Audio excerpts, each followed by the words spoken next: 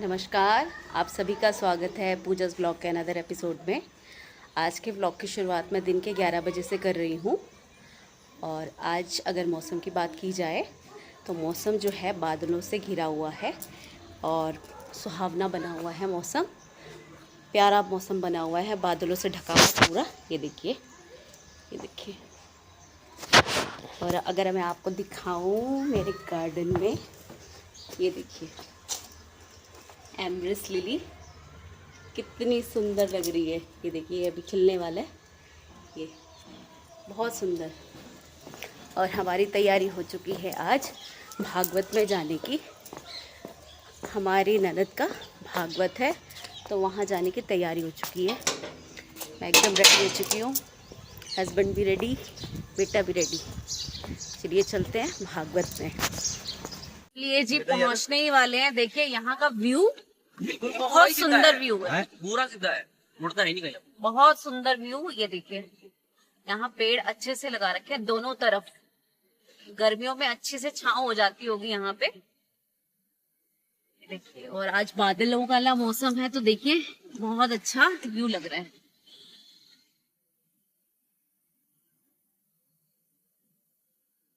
ये जी पहुंच चुके हैं हम यहाँ वेन्यू पे जहाँ पे कथा स्थल है और बारिश भी शुरू हो चुकी है। चलिए कथा में चलते हैं अंदर और कथा का श्रवण करते हैं। भगवान को मांगो, भगवान की छत्र छाया में रहो।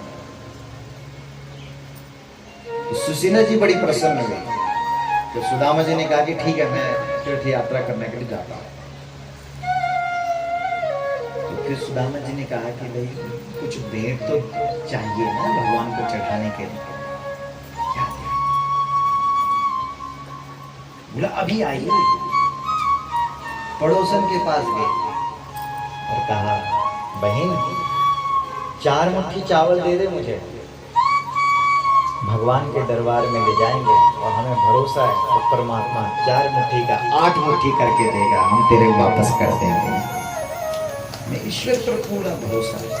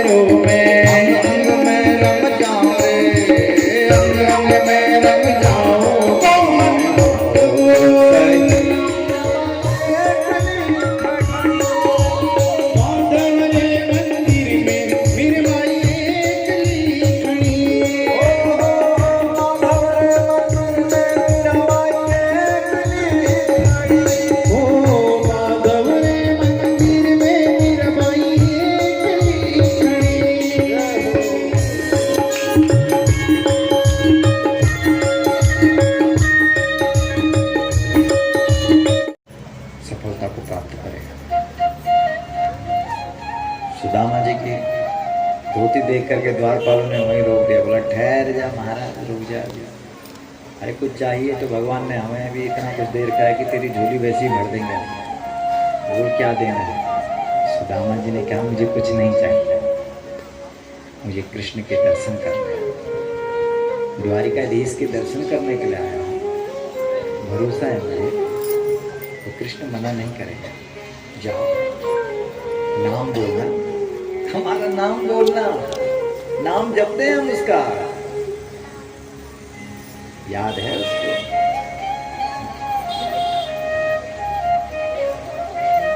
हमारे लिए उसके दरवाजे बंद नहीं हो सकते।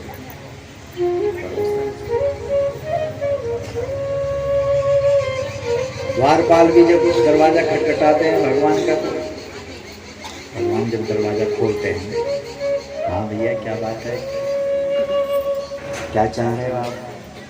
अरे बोला महाराज एक आया है आपको मिलने के लिए।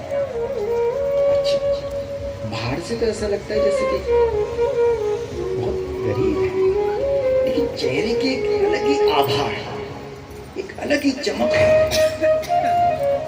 भगवान के नाम का जो व्यक्ति सुमिरन करता है उसके चेहरे की जो चमक होती है वो अलग ही होती है।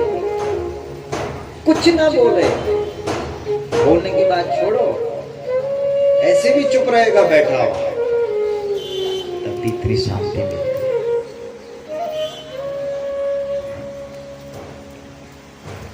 मौन में भी शक्ति है।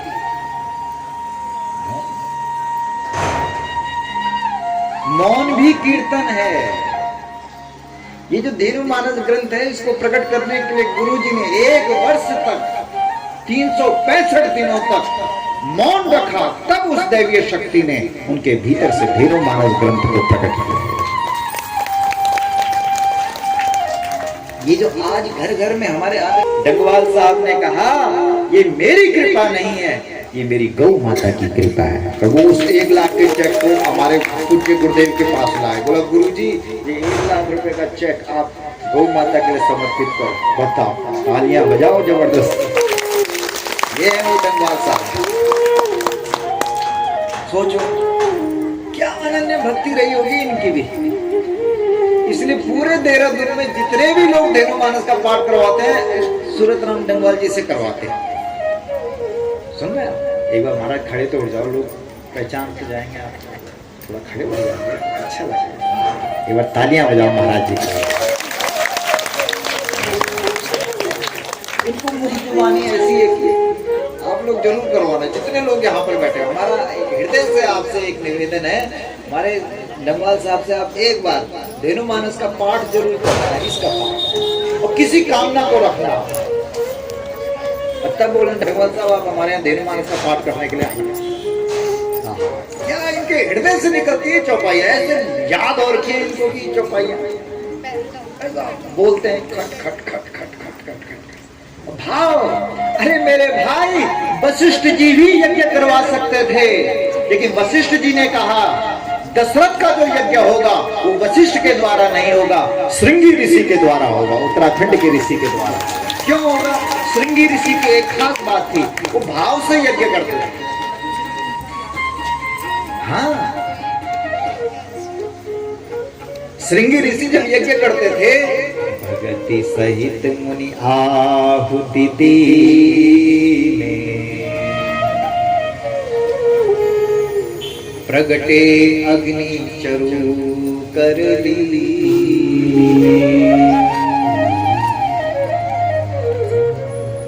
जब वो आहुति डालते थे तो उनके आंखों से आंसू टपकते थे। बतावत आपन नाम सुदामा,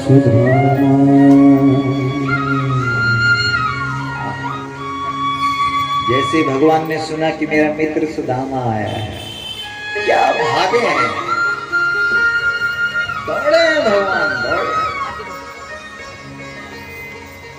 कहाँ ऊपर का पटका गिर गया पता ही नहीं लगा, कहाँ मोर पंख, कहाँ मुकुट, होश नहीं रहा कि पैर में भी कुछ पहनना है।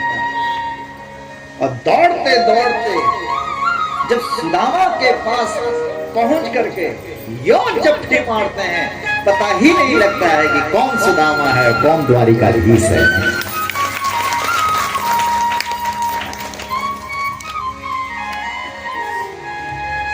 और यो गोदी में उठा करके और जिस सिंहासन पर स्वयं बैठते हैं उस सिंहासन पर सुदामा जी को बिठाते हैं। ये सिंहासन मेरा नहीं है, ये तेरा है।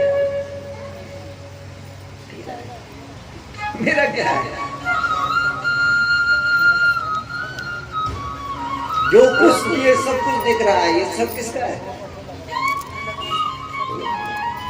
सुदामा का है। आप कहेंगे सुदामा का कहां से हो? कृष्ण का है। अरे बचपन में जब कृष्ण कन्हैया गाय चराने के लिए गुरुकुल में जाते थे, गुरुजी के आश्रम में, चने दिए थे गुरु माता ने। आपको पता है गुरु माता ने कुछ चने रखे हुए थे अलग से कि इन चनों को मैं कृष्ण और सुदामा को दूंगी, और रसोई में कुछ बचा था। इतने में दुर्वासा जी आए। दुर्वासा जी ने कहा भिक्षाम देहि, भिक्षा दो। तो गुरु माता ने देखा कि अंदर तो कुछ भी नहीं है। अब वो जो चने रखे हैं वो तो कृष्ण और सुदामा के लिए रखे हुए हैं। तो उन्होंने कह दिया कि बाबा अगली बार आना, अभी कुछ नहीं है। दुर्वासा जी ने आंखें बंद की और वो पोटली दिखाई दी चनों की। तो दुर्वासा जी गुस्सेबाज तो हैं ही हैं, तो उन्होंने तुरंत कहा अच्छा वो चने मुझे नहीं दिए तो ठीक है, फिर जो भी उन चनों को खाएगा वो दरिद्र हो जाएगा, ये मेरा श्राप है। और गुरु माता को क्या पता कि उस चने की पोटली को श्राप मिल गया, लेकिन सुदामा जी ने ये सुन लिया। और सुदामा जी ने जब गुरु माता ने दिए तो तुरंत उस पोटली को ले लिया और अपने पास रख लिया। और गौवे चराते चराते सारे चनों को खा गए। कृष्ण के मांगने पर भी नहीं दिया, क्योंकि सुदामा ने कहा अगर ये कृष्ण खा लेगा तो कृष्ण गरीब हो जाएगा। मैं नहीं चाहता कि मेरा कृष्ण दरिद्र हो। दरिद्रता सुदामा को मिले, लेकिन मेरे कृष्ण कन्हैया को दरिद्रता नहीं मिलनी चाहिए। बोलो आप, इतनी बड़ी ये है प्रेम, इसको बोलते हैं प्रेम। कृपांग लीला मांगल्यदास्तु मम मंगल देवताय।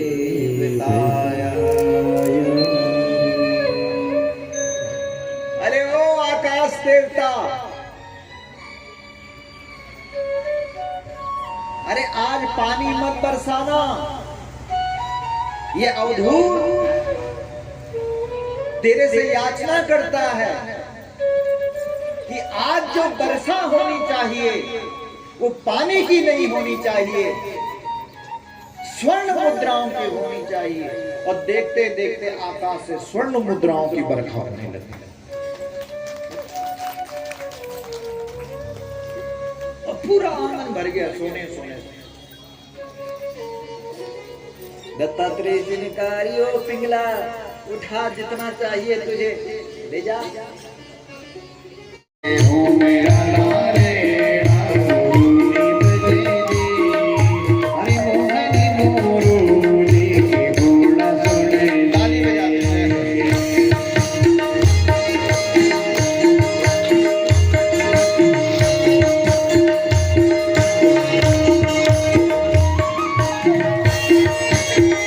सब लोग भाव से ताली बजाते हुए झूमते हुए अब हम कथा को विश्राम दे रहे हैं।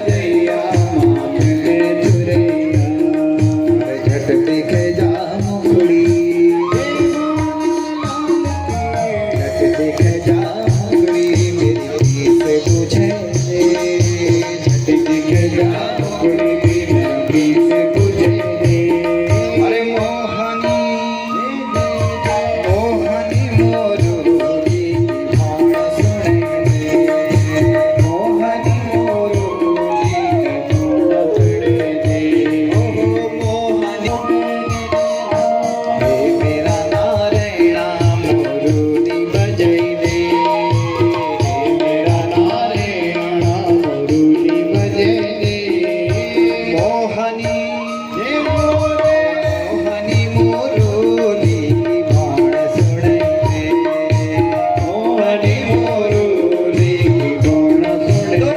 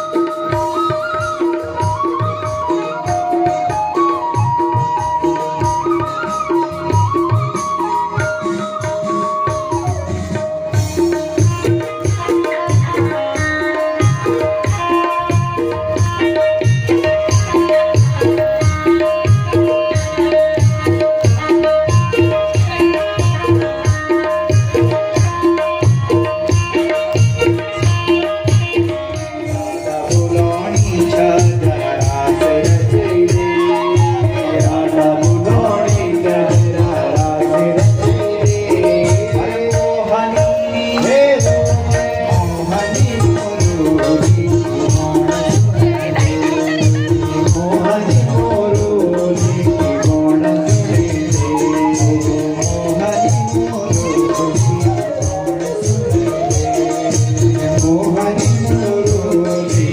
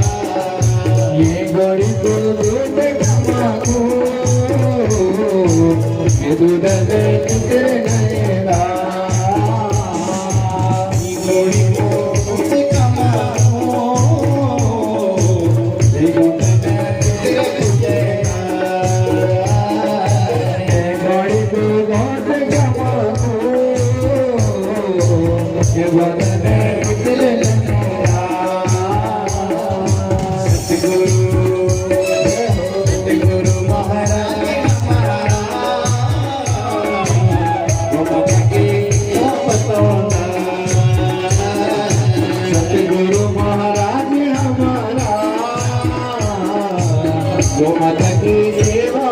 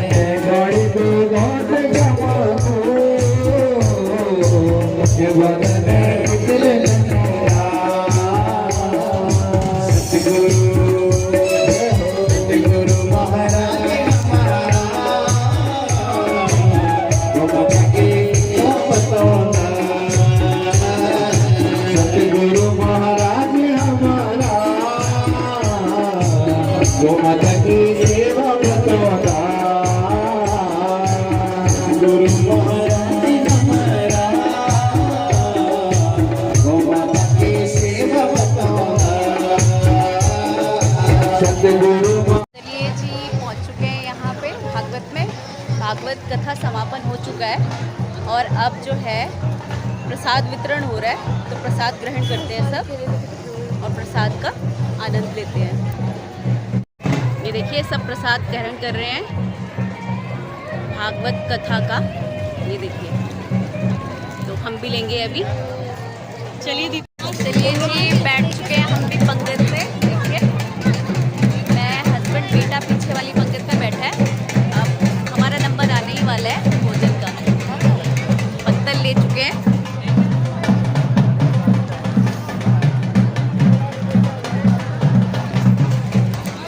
आशा करते हैं आज का ब्लॉग अच्छा लगे तो इसी से लाइक कीजिए, शेयर कीजिए और सब्सक्राइब भी जरूर कीजिए।